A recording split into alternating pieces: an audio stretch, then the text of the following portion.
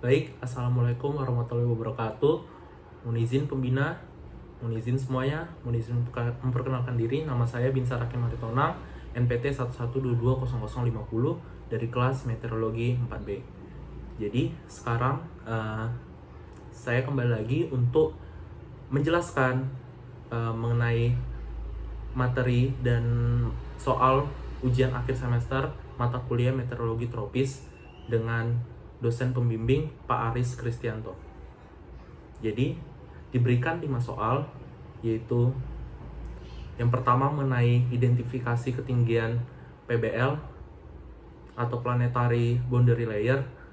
Yang soal kedua yaitu menginterpretasi gambar monitoring gelombang tropis. Yang ketiga yaitu menjelaskan tahap-tahap teknik Dvorak untuk menentukan tropical cyclone.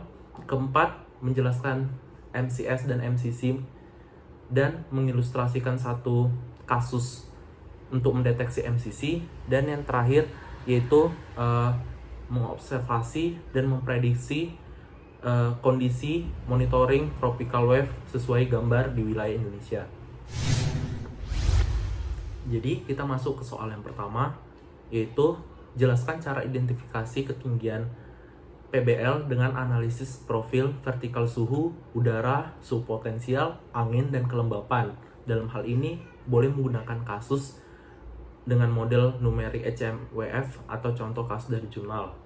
Untuk nomor 1 ini, saya mengambil contoh kasus jurnal yang memakai data HMWF reanalysis, yaitu sebagai berikut. Saya mengambil jurnal dengan judul Estimasi Ketinggian Planetary Boundary Layer Indonesia menggunakan data HMWF reanalysis era interim yang ditulis oleh Vivi Fitriani, Ahmad Bey, dan Tania Jun. Jadi seperti yang kita ketahui, PBL atau yang biasa kita juga sebut sebagai ABL atau Atmospheric Boundary Layer adalah bagian dari lapisan troposfer yang dimana memiliki pengaruh besar terhadap proses fisika di atmosfer, sehingga mempengaruhi iklim, cuaca, dan kualitas udara di atasnya. Di lapisan PBL ini terjadi pertukaran momentum air serta sisa proses kimia antara permukaan bumi dan troposfer bebas. Nah, dari proses tersebut sering dijadikan model-model numerik. Nah, PBL ini sendiri sangat sulit diobservasi secara in situ karena struktur dari PBL ini sangat kompleks dan berubah-berubah seiring waktu yang cepat. Nah, dari observasi PBL ini, salah satu yang dapat kita analisis yaitu mengenai ketinggian PBL, terutama di tempat-tempat dengan kondisi yang berbeda-beda. Nah, mengapa? Karena ketinggian PBL ini menjadi kunci dari model perakiraan cuaca, iklim, kualitas udara, konvektif awan, serta pertumbuhan awan, serta dan yang lain-lain. Nah, untuk mencapai estimasi ketinggian PBL ini diperlukan analisis profil angin vertikal, suhu, ataupun kelembapan dengan memanfaatkan data udara atas melalui radiosonde atau beberapa gradien dari data HMWF, sehingga pengujian terhadap ketinggian Planetary Boundary Layer atau PBL dapat diestimasikan. Nah, menurut jurnal yang saya pilih, estimasi ketinggian PBL ini menggunakan data HMWF reanalysis era interim yang terdiri dari 7 gradien yang berbeda. Di jurnal ini, data HMWF disajikan dengan 7 jenis metode untuk pengestimasian ketinggian PBL, yang dimana dalam jurnal strategi penyelesaian terdiri dari 3, yaitu yang pertama akan diinvestigasi perbedaan sistematis antara 7 metode gradien, yang kedua yaitu melihat pola bulanan dan harian ketinggian PBL di wilayah Indonesia, dan yang ketiga melihat sebaran estimasi ketinggian PBL secara spasial di seluruh wilayah Indonesia dengan metode RH atau kelembapan relatif.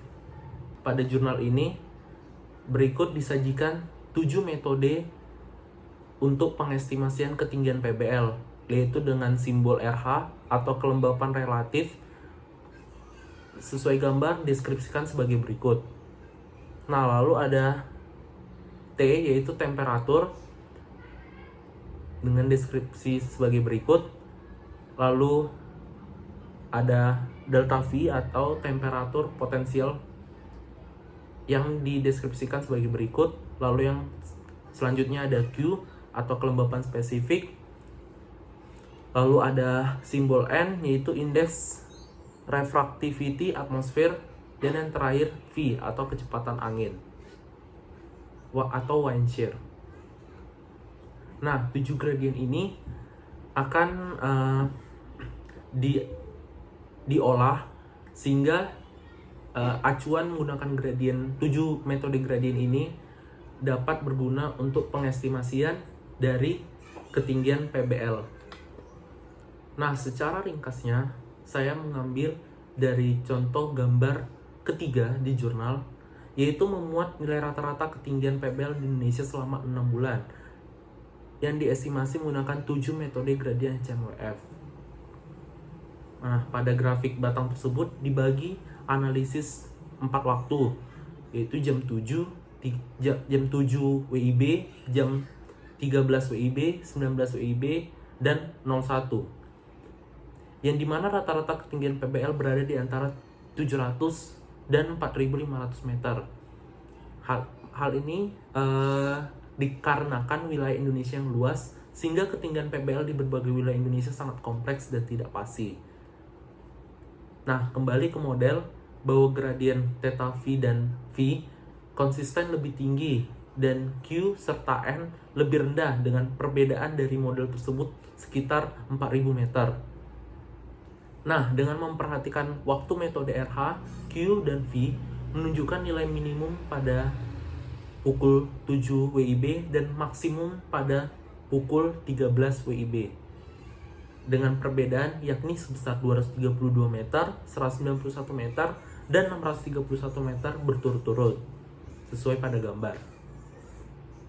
Secara spasial, perbandingan estimasi ketinggian PBL di wilayah Indonesia dengan menggunakan 7 metode gradien berbeda yang dapat disajikan seperti gambar 4. Nilai dari tiap posisi lintang dan bujur merupakan rata-rata median selama 6 bulan, yaitu periode waktu yang digambar dari Januari 2015 sampai Juni 2015. Dengan seluruh waktu analisis yaitu jam 7 WIB, jam 13 WIB, 12 WIB, dan 18 WIB di Indonesia.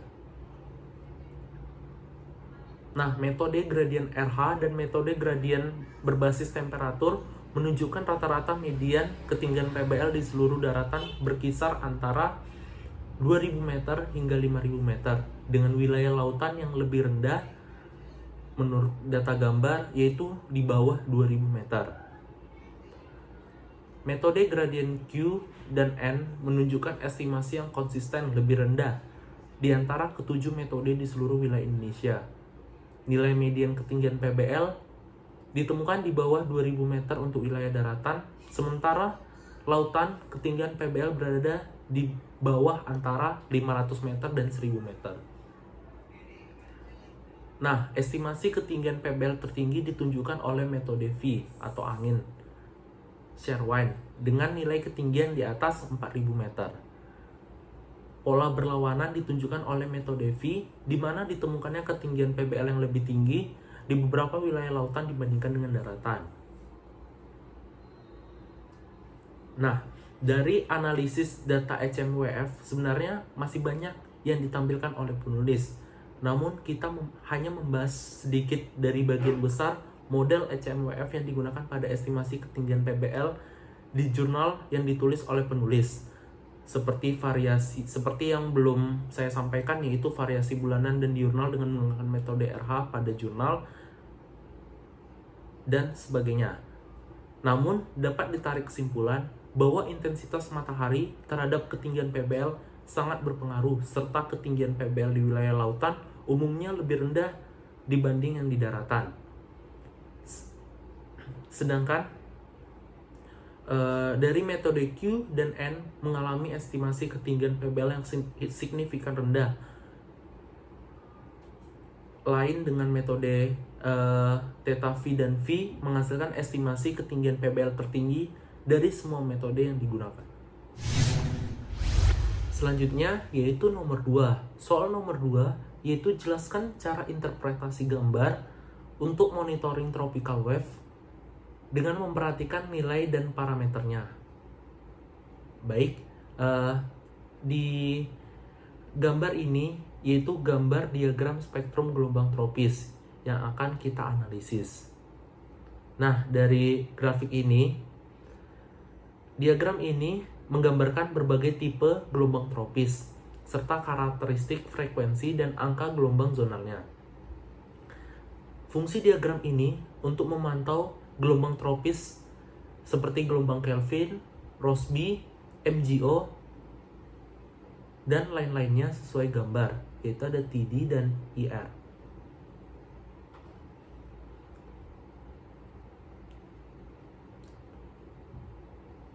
Nah, selanjutnya kita menganalisis dari diagram spektrum gelombang tropis ini. Yaitu yang pertama, kita ada melihat sumbu X, yaitu zonal wave number min 20 sampai 20, yang dimana menggambarkan angka gelombang zonal dengan W yaitu west atau barat dan east untuk timur.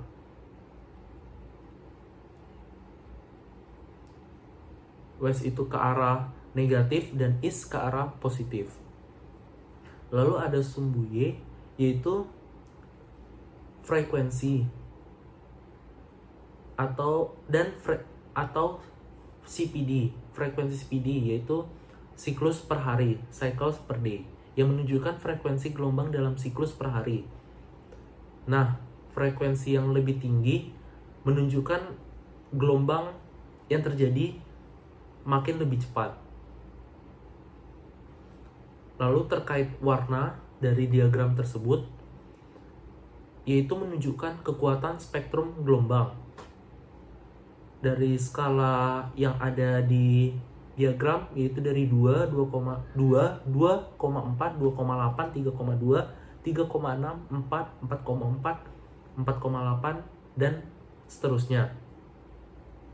Yaitu dimana dari warna kuning hingga oranye menunjukkan area dengan energi spektrum tinggi, yang berarti aktivitas gelombang lebih signifikan, dan makin ke gelap menandakan area dengan energi spektrum rendah.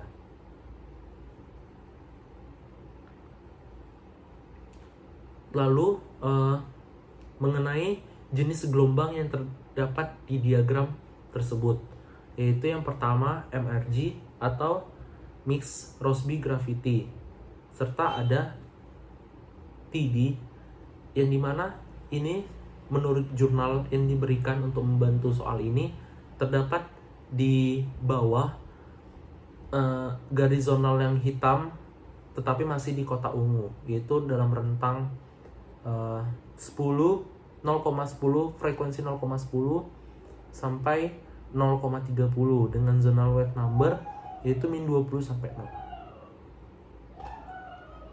Lalu ada gelombang Kelvin ditandai dengan kotak biru yang terdapat pada diagram yang berada di sisi kanan. Nah, gelombang ini bergerak ke arah timur. Baru ada IR atau Equatorial Rossby Wave yang ditandai dengan kotak merah bagian bawah kiri sisi diagram yang menunjukkan angka negatif dan frekuensi yang rendah. Lalu di kotak hitam ada anomali MGO atau Madden-Julian Oscillation yang memiliki angka gelombang rendah hampir dekat 0, frekuensinya juga sangat rendah dan menunjukkan siklus yang panjang, yaitu 30-60 hari. Lalu ada di bagian keterangan low atau gelombang dengan frekuensi yang rendah. Nah, menunjuk area yang low ini menunjukkan gelombang dengan frekuensi yang sangat rendah, seperti yang terdapat pada diagram. Selanjutnya, garis-garis kontur yang terdapat pada diagram yaitu menunjukkan periode gelombang dalam hari. Nah, garis-garis putus yang terdapat pada diagram horizontal dan vertikal itu menunjukkan periode 3, 6, dan 30 hari. Yang dimana pada 3 hari berada pada frekuensi yang tinggi, 6 hari frekuensi menengah, 30 hari berada di frekuensi rendah, dekat MBO yang paling bawah menurut diagram. Nah, untuk menganalisis data-data dari diagram tersebut, yaitu pertama aktivitas gelombang, yang dimana lokasi dan intensitas warna pada diagram menunjukkan aktivitas gelombang pada berbagai frekuensi dan angka gelombang. Misalnya warna merah pada kotak Kelvin menunjukkan aktivitas gelombang Kelvin yang sangat tinggi. Hal ini yang terdapat pada diagram. Lalu periode dominan dapat kita identifikasi area yang berwarna paling intens atau paling banyak, dan dengan melihat garis kontur terdekat untuk menentukan periode dominan gelombang. Misalnya, warna merah dekat garis kontur 6 hari pada diagram menunjukkan aktivitas gelombang dengan periode sekitar 6 hari, yaitu di sebelah kanan, gelombang Kelvin.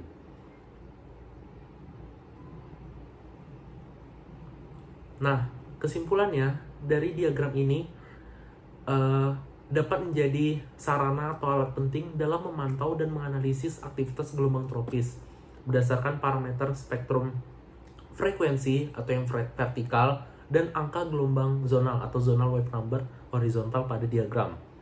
Nah, dengan memahami posisi, garis kontur, dan warna yang tersaji di setiap diagram, kita dapat menentukan jenis gelombang, kekuatan, arah pergerakan, dan periode-periode terjadinya tropical wave di suatu kejadian di suatu tempat di dunia.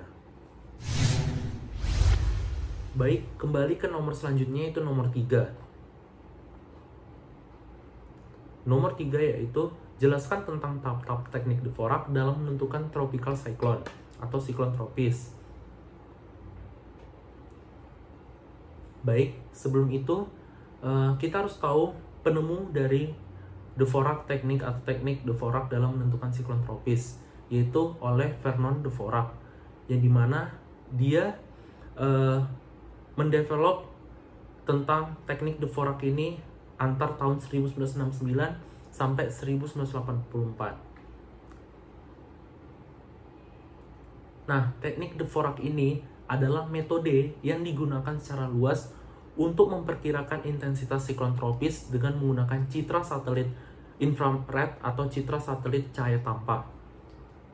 Nah, pada dasarnya sendiri, teknik Dvorak ini digunakan oleh para ahli atau peneliti khususnya dalam menentukan apakah anomali angin yang terjadi di daerah tropis itu akan membentuk hurricane, typhoon, atau siklon pada daerah tertentu di bumi.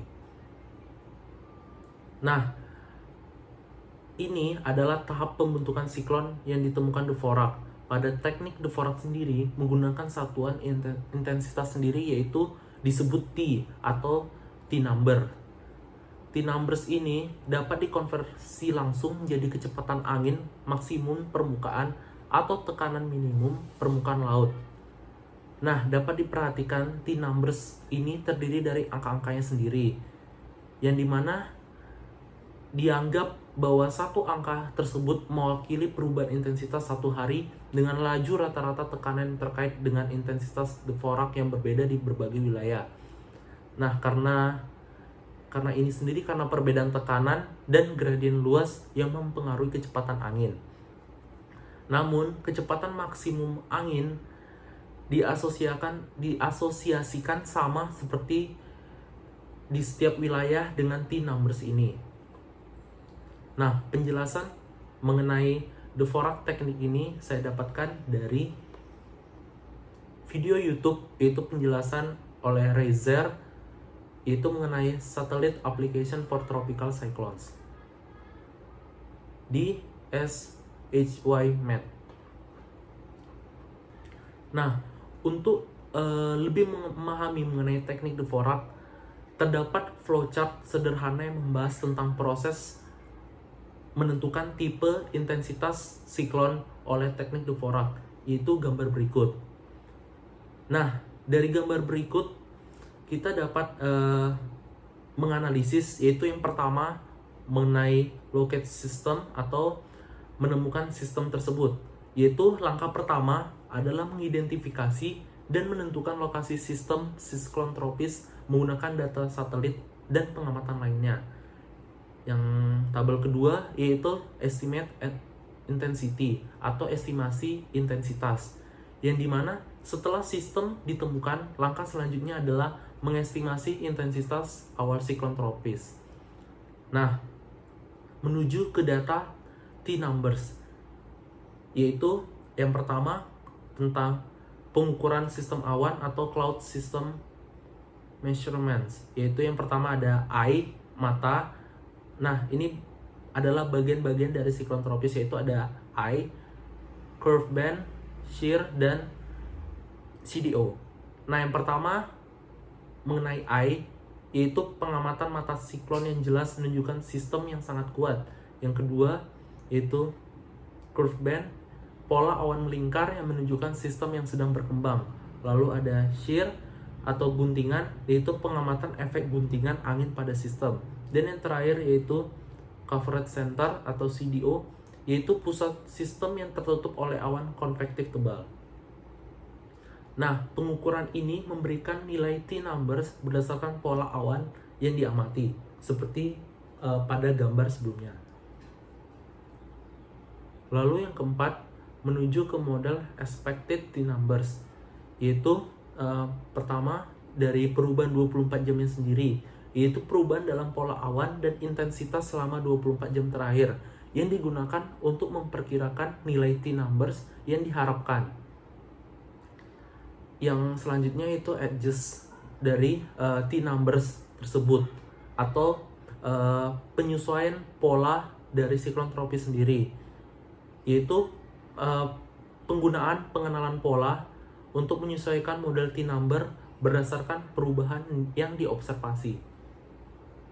Lalu selanjutnya menuju yang choose best estimate, yaitu kita harus memilih estimasi yang terbaik untuk perakiraan siklon tropis tersebut, yaitu dengan membandingkan nilai T-number dari pengukuran sistem awan dan model yang diharapkan untuk memilih estimasi terbaik.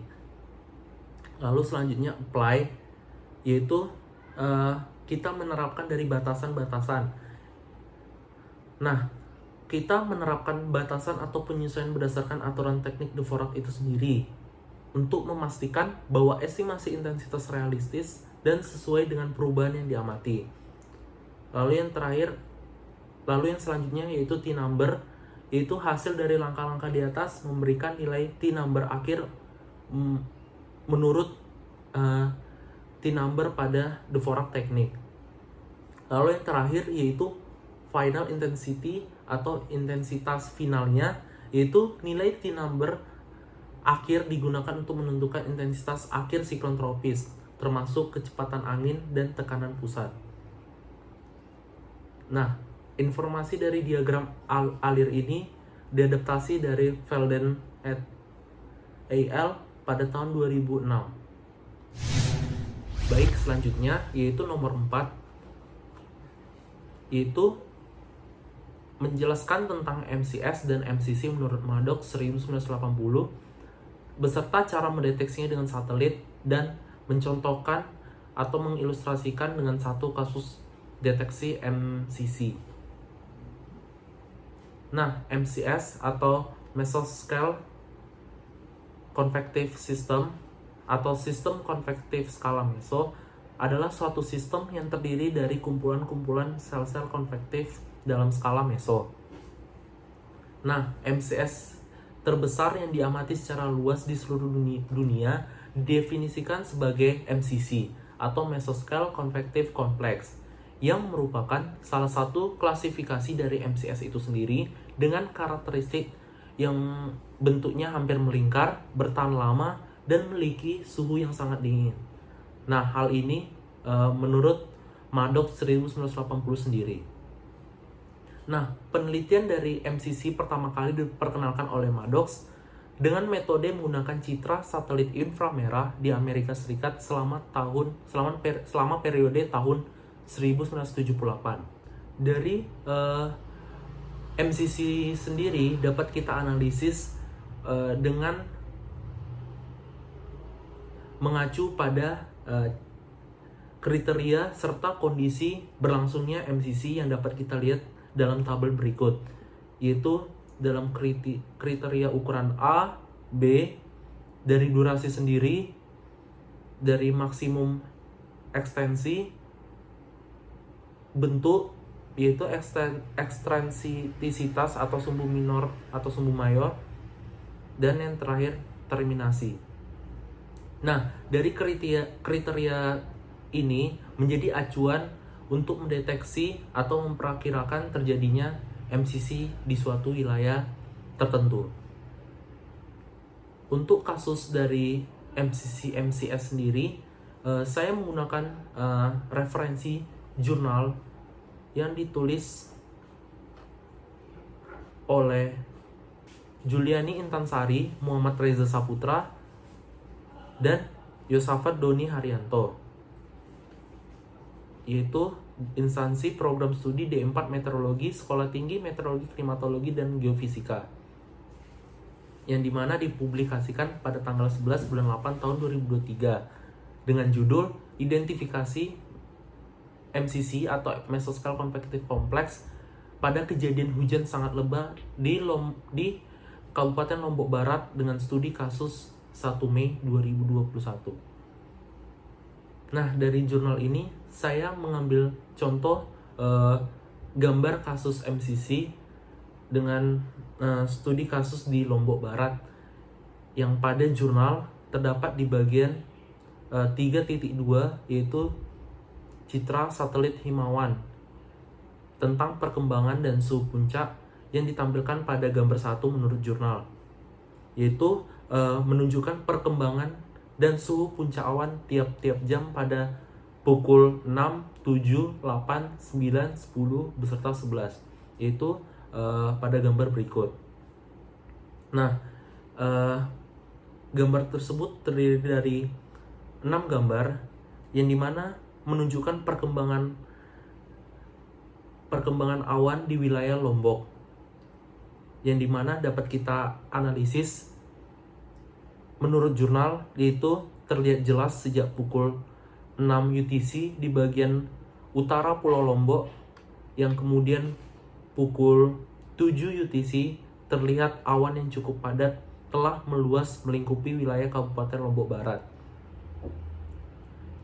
Nah, menurut analisis jurnal ini, suhu puncak awan yang pada pukul 6 UTC berkisar pada 9 derajat Celcius sampai dengan min 30 derajat Celcius, yang dimana selanjutnya terjadi penurunan suhu puncak awan hingga mencapai sekitar min 70 Celcius sampai dengan min 75 Celcius yang dimulai pukul 7 UTC.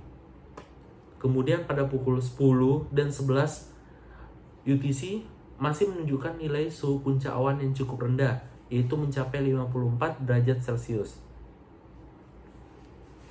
Hal ini menunjukkan bahwa awan konvektif sudah terbentuk di mulai pukul 7 UTC pada gambar satelit di jam 7 UTC di bagian Lombok Utara, yang dimana puncak awannya sudah mencapai kisaran suhu min 70 derajat Celcius sampai min 75 derajat Celcius. Baik, untuk mengidentifikasi MCC dari gambar satelit yang mengambil bagian Lombok, dapat kita lihat acuan dari tabel 5 pada jurnal, yaitu hasil perhitungan eksentrisitas luasan inti dalam kilometer persegi dan luasan selimut dengan satuan kilometer persegi sebagai berikut, yang dimana kita dapat mendefinisikan di waktu tersebut terjadinya MCC, yang dimana berdasarkan kriteria Maddox 1980 yang diharuskan memenuhi nilai tertentu. Nah, dapat kita lihat eksentrisitas yang menentukan bentuk awan bernilai di atas 0,7 pada fase ukuran maksimum dengan luasan inti awannya yaitu semua di atas 50.000 km persegi. Dan luasan selimut awannya juga berada di atas 100.000 km persegi. Nah, ini adalah syarat-syarat dari menentukan atau mendeteksi terjadinya MCC seperti pada tabel sebelumnya. Nah, hasil dari ini menunjukkan bahwa syarat eksentrisitas yang tadi serta luasan tersebut sudah terpenuhi pada area lokasi penelitian dan juga durasi yang didapat telah melebihi 6 jam, yaitu syarat minimal untuk durasi adanya MCC secara berturut-turut. Nah, sesuai gambar yang tadi dan pada tabel 5 ini, MCC mulai terukur pada pukul 10 UTC atau pukul 16 WITA dengan ditunjukkan nilai eksentrisitas dan luasan inti serta selimut yang lebih tinggi dari syarat dari terjadinya MCC tersebut. Nah, pada sebelumnya juga kondisi suhu puncak awan sudah mencapai nilai terendah sebelum terbentuknya MCC, yaitu 4 jam sebelum terbentuknya MCC hingga tahap pembentukan MCC, yaitu yang divisualisasikan hingga pukul 11 UTC pada citra infrared tadi. Nah, pendukung lainnya bahwa MCC yang terjadi di Lombok Barat ini juga muncul di sore hari hingga malam hari, yaitu menjadi syarat dari MCC menurut Maddox 1980, yang dimana pada waktu tersebut di Lombok Barat menurut satelit berkisar terjadinya hujan yang sangat lebat, dimana selanjutnya hujan masih terjadi tetapi dalam intensitas yang jauh lebih rendah.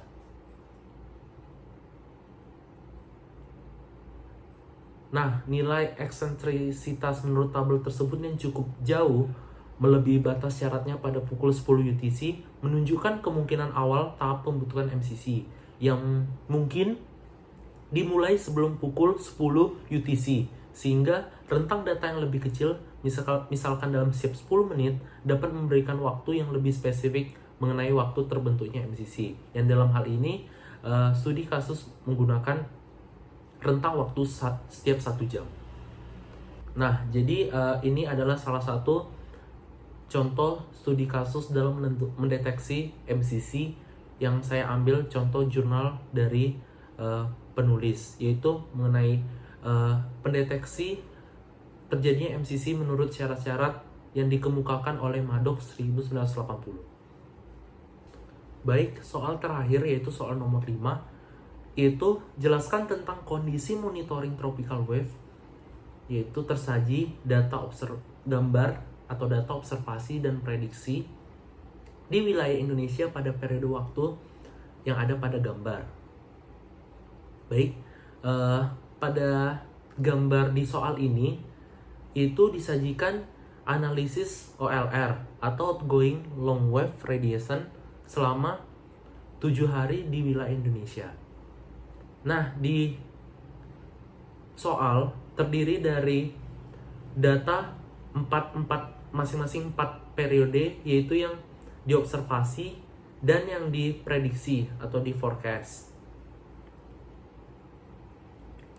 Pada gambar juga disajikan skala long wave radiasi dari long wave tersebut dari spektrum warna yang disajikan pada gambar di sebelah bawah dekat logo. Nah, pada gambar juga terdiri lingkaran oval yang menunjukkan masing-masing gelombang dari gelombang Kelvin, IR, gelombang low, dan MGO itu sendiri. Yaitu seperti contohnya MGO ada di lingkaran yang hitam. Dan ini juga sebagian besar terjadi di data observasi dan forecast itu sendiri. Nah, Dari diagram OLR ini sendiri digunakan untuk memonitor aktivitas konvektif, di mana nilai OLR yang rendah menunjukkan peningkatan aktivitas konvektif, yaitu awan tebal yang juga menyebabkan hujan, sedangkan nilai tinggi menunjukkan area dengan aktivitas konvektif rendah, yang dimana kurang awan atau cerah. Nah, nilai tinggi menunjukkan area dengan aktivitas konvektif rendah. Nah, untuk analisisnya yaitu sebagai berikut. Yang pertama, di kolom observasi, yaitu periode 29 Mei sampai 4 Juni, yang menggambarkan peta wilayah sebagian besar Indonesia, yaitu aktivitas konvektif terpantau di bagian tengah, di bagian timur juga di Indonesia, yang dimana sesuai gambar warna hijau hingga biru menunjukkan OLR yang rendah. Dari gambar tersebut dapat kita lihat indikasi dari MGO terjadi. Lalu 5 Juni hingga 11 Juni, yaitu aktivitas konvektif berkurang di bagian tengah dan meningkat di wilayah barat Indonesia. Dapat kita lihat dari warnanya yang memudar ya. Dari gambar itu sendiri, gelombang MGO masih terlihat meskipun lemah dibandingkan dari periode sebelumnya yang 29 Mei sampai 4 Juni. Lalu selanjutnya yang periode 12 Juni hingga 18 Juni, yaitu peningkatan aktivitas konvektif di seluruh wilayah Indonesia, terutama di bagian barat dan tengah. Kita dapat lihat warna dari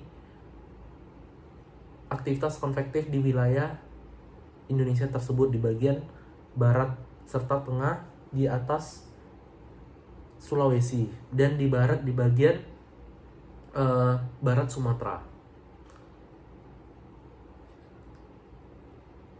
Nah, aktivitas MGO di periode ini kembali menguat dan beberapa aktivitas gelombang Kelvin yang tampak, yaitu di lingkaran yang biru.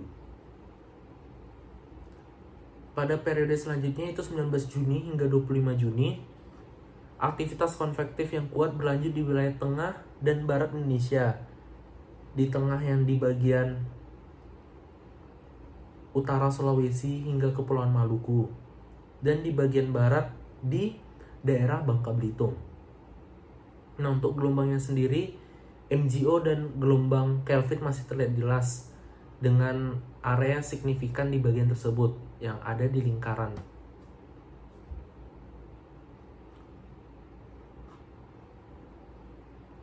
Nah, selanjutnya untuk data forecast atau perakiraan sendiri, yaitu yang pertama 26 Juni sampai 2 Juli.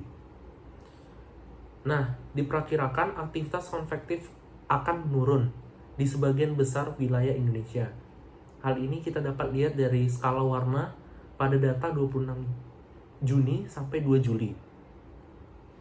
Nah, indikasi dari gelombang Kelvin juga melemah. Lalu selanjutnya 3 Juli sampai 9 Juli, yaitu peningkatan aktivitas konvektif di wilayah barat dan tengah Indonesia. Yaitu 3 sampai 9 Juli di bagian barat, yaitu di daerah utara Kalimantan dan tengah Indonesia, di Kepulauan Nusa Tenggara. Indikasi aktivitas MGO dan gelombang Kelvin juga terlihat kuat dari periode sebelumnya di periode ini ya. Lalu selanjutnya 10 Juli sampai 16 Juli, yaitu konvektif yang kuat juga berlanjut di wilayah Indonesia, tepatnya hampir di seluruh wilayah Indonesia. MGO dan Kelvin juga tetap signifikan terjadi.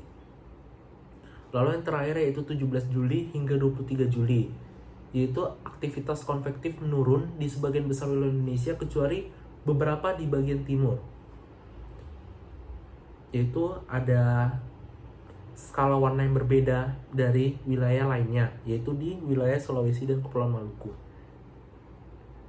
Nah, untuk aktivitas gelombang tropisnya, MGO dan Kelvin diperkirakan menurun pada periode 17 Juli sampai 23 Juli.